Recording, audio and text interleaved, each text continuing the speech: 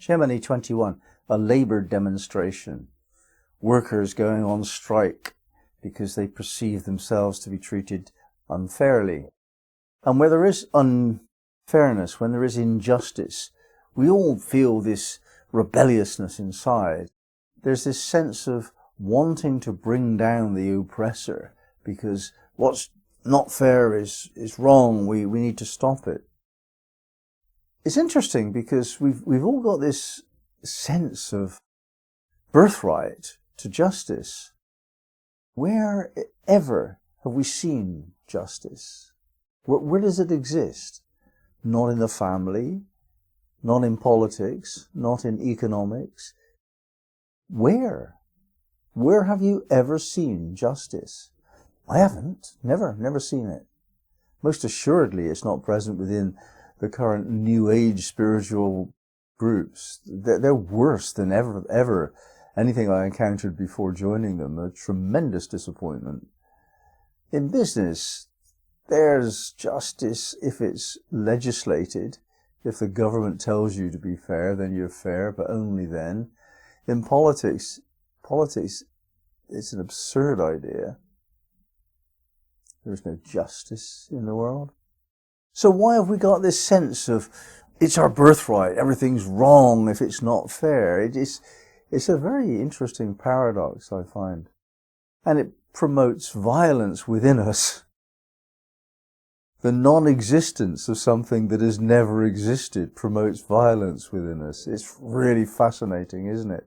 And it's not just the workers wanting to go on strike, it's us individually really rebelling inwardly to the point of rage against the fact that we've been cheated out of a few pounds when we buy something, or somebody's stolen something from us, or you know, whatever. Or even if our confidence has been betrayed when somebody shouldn't have been looking at another man or another woman, and they did, and we feel that's not fair. Even though it happens all of the time. It's how things are, though. We do get very upset if we're treated unfairly. And we have to know what to do with that. It does seem, though, that this apparent paradox between the two things, it's so universal that there must be something more to it than we're seeing. And we're studying that in this degree. Why is it that we've got this belligerent attitude to fight violently against injustice? And it's to do with our deep unconscious understanding that conflict is a prerequisite for a healthy life. Quite the opposite of most spiritual teachings. We need conflict.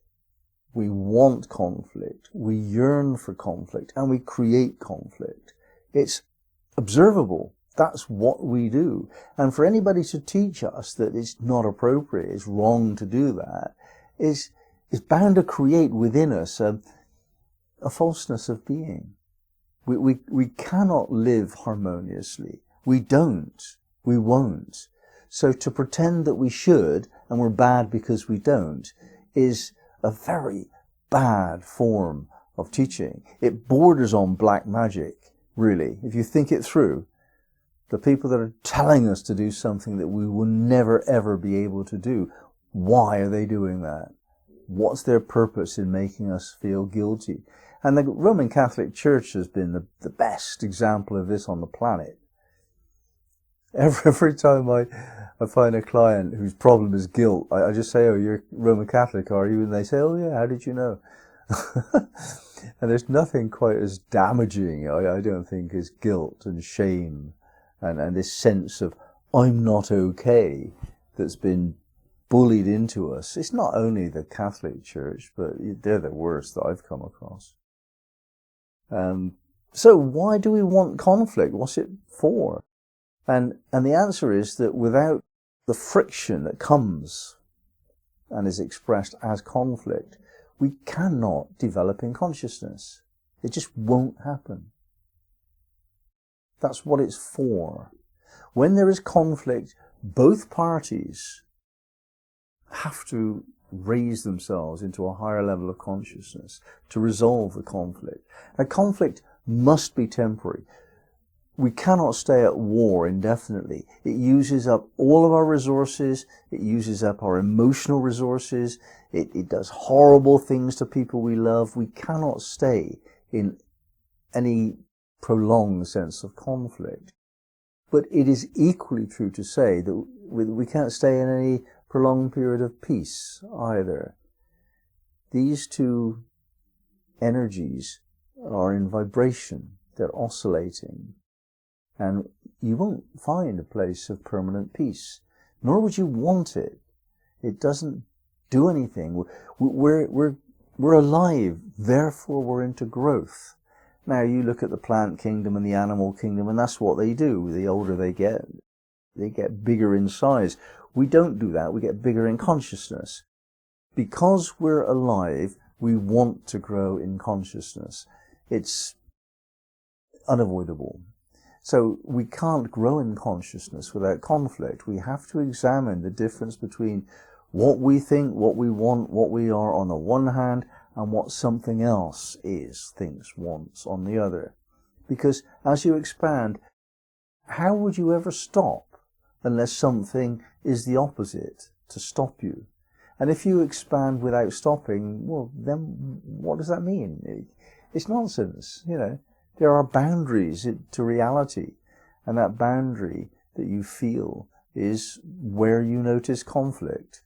It's a conflicting sense of two things that you think you want, actually. I mean, insofar as everything that we are is projected onto everything out there, the conflict that we see in the world, all the wars that we see on the news, it's just who we are, expressed out there. It's within us. If you actually don't want to see conflict and war in the world, then deal with it inside yourself, and it will move into your peripheral vision. You can't ever get rid of it, but it will be peripheral to your life experience. You don't have to suffer from it, in other words. So how do you look at the inner conflict within yourself? How do you know what's conflicted? And the answer is very clear. You just look at your life. When there's a conflict between what this part of you wants and what that part of you wants, then it's externalized as some relationship that you have which is not really working in a harmonious way. Some difficulties that you have with getting on with your life. You can't find enough money, you can't find good work, you can't find someone to love. There's an inner conflict going on in order for these to be possible, these events. That's how you know what the conflict is like. And then you have to just check it out, just find out why within yourself you haven't found peace on this particular topic. And until you found out that it exists as an inner paradox, what gave rise to it, what's stopping it from healing, until you find that out, it's going to be there again and again and again, recreating the inner conflict in your outer situations. No good at all blaming somebody else for the conflict. That's absolutely absurd. And it's no good really expecting life to be fair and harmonious. Not that life could not be fair and harmonious, it can be, but only if you are. That's the only way in which you ever get harmony in the world, if you're given inner harmony by yourself. So let's get back to the idea of the evolution of consciousness. How do we deal with conflict in order to evolve consciousness? And the answer is not in emotional outbursts like a labour demonstration, the workers throwing rocks and shouting loud. That doesn't work. What works is cogent, calm explanation of your point of view, your terms of reference. You just get the other party to understand where you're coming from and how passionately you feel about this. You express it very clearly. not to the point where you awaken in them the emotional resistance, the kick and the kickback. That violence will never resolve anything. But the absence of conflict will never resolve anything either. The conflict has to occur, but it occurs on the level of diplomacy. You present yourself to the world in a diplomatic way, using high-level social skills, real great clarity of mind, and the honest understanding that the conflict that exists is yours, is your problem to deal with, and it has arisen because of an absence in the past of a quality that you just didn't bring and you should have brought, to do with clarity of vision. I want this. Clarity of boundaries. You aren't doing that to me. Rapport. I can see things from your point of view. I feel for you. And so on. There are certain things that you have to do to relate to people properly. And if there's a conflict in a situation, it is something from the past that wasn't done properly. And you need to see what that is and deal with it. Not do it wrong again. Every conflict in your life is your fault. You can only deal with it internally. That's the message here.